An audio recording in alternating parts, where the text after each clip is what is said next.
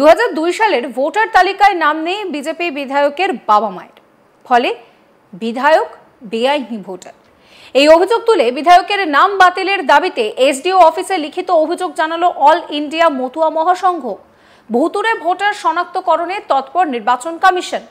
এরই মধ্যে বনগাঁ উত্তর কেন্দ্রের বিজেপি বিধায়ক অশোক কীর্তনিয়া যে ভোটার তালিকায় নাম রয়েছে, সেই তালিকায় এবার তার বাবা মায়ের নাম নেই।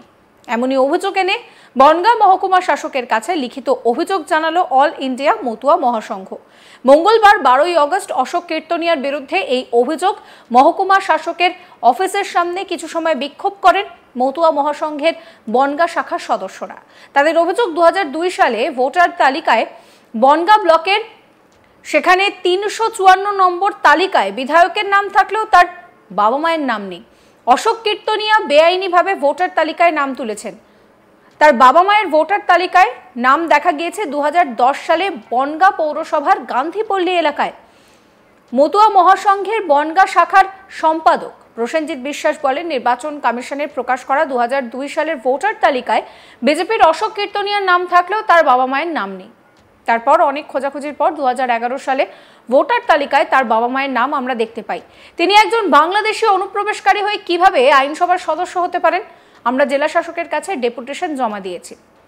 অবিলম্বে তার বিধায়ক পদ থেকে ইস্তফার দাবি এবং আইন অনুযায়ী ব্যবস্থার দাবি করছি। শোনাবো আপনাদের প্রসেনজিৎ বিশ্বাস কি বলছেন এই নিয়ে। ওয়েবসাইটে 2002 সালের ভোটার লিস্টটাকে পাবলিশ করা হয়েছে। আমরা খুঁজতে খুঁজতে ঘাটবাউড় পঞ্চায়েতের 130 নম্বর বুথে গিয়ে দেখলাম অশোক কীর্তনিয়া, যিনি বনগাঁর বিধায়ক, তার নামটা আমরা খুঁজে পেলাম। কিন্তু অত্যন্ত দুর্ভাগ্যের সঙ্গে জানাচ্ছি, অশোক কীর্তনিয়ার আগে বা পরে তার মা বা বাবা বা ভাই বোন কারো নাম আমরা খুঁজে পেলাম না। আমরা সারা পঞ্চায়েতের টোটাল ভোটার লিস্ট আমরা ঘেটে ঘুটে তার বাবা মায়ের নাম কোথাও খুঁজে পেলাম না। পরবর্তীকালে আমরা জানতে পারলাম যে 2010 সালে তার বাবা মা বাংলাদেশ থেকে এসে গান্ধীপল্লীতে তারা নতুন করে ভোটার লিস্টে নাম তুলেছে। সেই জন্যে আমরা আজকে এসডিও সাহেবের কাছে ডেপুটেশন দিতে এসেছি এবং আমরা মাননীয় স্পিকারের কাছে দেবো এবং অমিত শাহর কাছে আমরা ডেপুটেশনটা পাঠাবো যে কিভাবে একটা বাংলাদেশি একজন অনুপ্রবেশকারী তার নাম ভোটার লিস্টে আসে এবং সে আইনসভার সদস্য হয়। আমরা চাইছি অবিলম্বে অশোক কীর্তনিয়ার নামটা ভোটার লিস্ট থেকে ডিলিট হোক এবং তার বিরুদ্ধে আইনানুগ ব্যবস্থা নেওয়া হোক। এটা আমরা সেই জন্য আমরা আজকে এসডিও সাহেবের কাছে, অবশ্যই বিধায়কের পদ থেকে তো বটেই, তাকে অনুপ্রবেশকারী হিসাবে গণ্য করা হোক এবং তার বিধায়ক পদ তার খারিজ করা হোক। সেই জন্য আমরা অল ইন্ডিয়া মতুয়া মহাসংঘ এবং সাধারণ বনগাঁর যারা নাগরিক, আমার সঙ্গে আমাদের কৃষ্ণা কাকিমা এসছে, কাউন্সিলর, ছবারের কাউন্সিলর, আমাদের চিরঞ্জিত দাস এসছে, অমিতাভ দাস এসছে এবং আমাদের সাধারণ মানুষ, আমাদের পাইকপাড়ার থেকে ইরফান ভাই এসছে, আপামর সাধারণ বনগাঁর যারা মানুষ, তারা চাইছে যে কি করে একজন অবৈধ অনুপ্রবেশকারী সে বিধায়ক হলো। আমার নাম হচ্ছে প্রসেনজিৎ বিশ্বাস। আমরা ডেপুটেশন দিয়ে এসেছি এসডিওর কাছে। এসডিও সাহেব বললেন যে উনি উপযুক্ত ব্যবস্থা নেবে, উনি chief election commission of West Bengal তার কাছে পাঠাবেন। এবং আমরা বললাম যে শুধু chief election commission of West Bengal না, তিনি সেন্ট্রাল যে ইলেকশন কমিশন তার কাছেও পাঠাতে বললাম। উনি বলল হ্যাঁ আমরা সব জায়গায় পাঠিয়ে।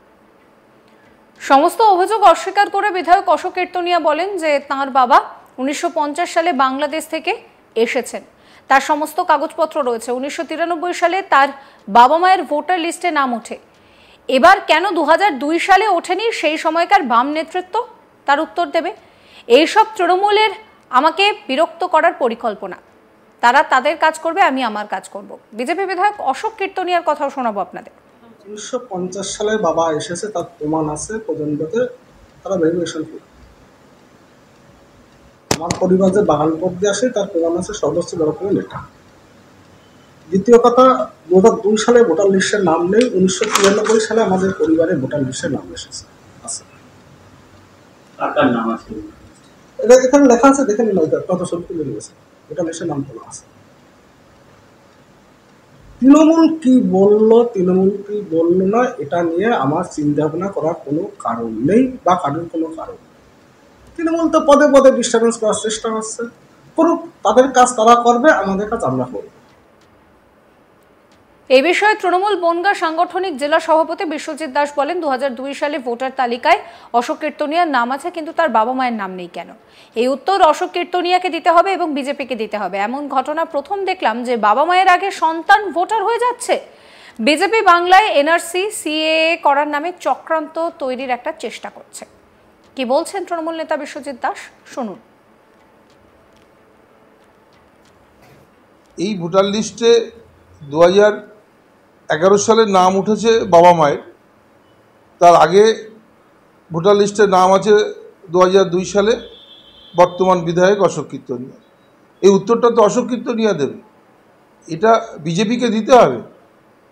যে বাবা মা পরে ভোটার হয়, ছেলে আগে ভোটার হয়, এই উত্তরটা প্রধানমন্ত্রী দিতে হবে, অমিত শাহ দিতে হবে। অশোক কীর্তনিয়া তিনি এক উত্তরটা দিক যে এটা কি ধরনের ঘটনা যে সন্তান আগে ভোটার হয় আর বাবা মা পরে ভোটার হয়। এই চক্রান্ত, এই যে বিজেপি বাংলার উপরে যে চক্রান্ত করছে, এনআরসির নাম করে নিয়ে যে মানুষকে ভয়ভীতি প্রদর্শন করার একটা বড় চক্রান্ত। এবং বিজেপির একজন বিধায়ক তিনি যেভাবে এই ভোটার লিস্ট নিয়ে যা করলেন, এই উত্তরটা আপনারা অশোক কীর্তনিয়ার কাছে জানুন, তিনি তো বিধায়ক। বিজেপি বনগাঁ সাংগঠনিক জেলা সভাপতি বিকাশ ঘোষ বলেন যে আমরা যতদূর জানি অশোক কীর্তনিয়ার বাবা 1960 সাল থেকে 65 সালের মধ্যে এদেশে এসেছেন এবং 1993 সালে ভোটার কার্ডে তার নাম ওঠে। যে দলের মুখ্যমন্ত্রী হরিচাঁদ গুরুচাঁদের নামে বাজে বাজে কথা বলে, তারা আবার মতুয়া কবে থেকে হলো? এই অভিযোগ সম্পূর্ণ ভিত্তিহীন। বিকাশ ঘোষের কথাও শোনাবো আপনাদের। অশোক দা আমাদের যে বিধায়ক অশোক কীর্তনিয়া মহাশয়, ওনার বাবা 60 সাল থেকে 65 সালের সময় বাংলাদেশ থেকে আসে এবং তার বাবা মার ভোট হয়েছিল 93 সালে। 93 সালে ভোট হয়েছিল। আমাদের যেটুকু জানা আছে, আমি অশোকদার সাথে যেটা কথা হয়েছে, কিন্তু যেটা টিএমসি মতুয়ার থেকে বলছে, টিএমসি আবার কবে মতুয়া হলো? টিএমসি আবার রামের নাম, মানে ভূতের মুখে রাম রাম। যে মতুয়া আমাদের হরিচাঁদ গুরুচাঁদের সম্বন্ধে আজে বাজে কথা বলে, যাদের মুখ্যমন্ত্রী তাদের মুখে আবার মতুয়া, টিএমসি আবার কবে মতুয়া হলো এটা আমার জানা নেই।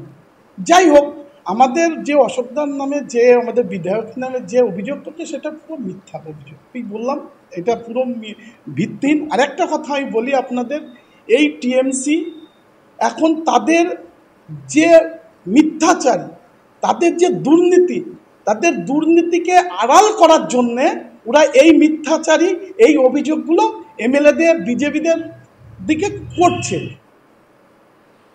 সমস্ত খবরের আপডেটের জন্য আপনাদের নজর থাকুক আজ তাক বাংলায়। চ্যানেলটিকে সাবস্ক্রাইব করবেন, নোটিফিকেশন পেতে বেল আইকনে ক্লিক করবেন, ফলো করতে ভুলবেন না আজ তাক বাংলার হোয়াটসঅ্যাপ চ্যানেলও।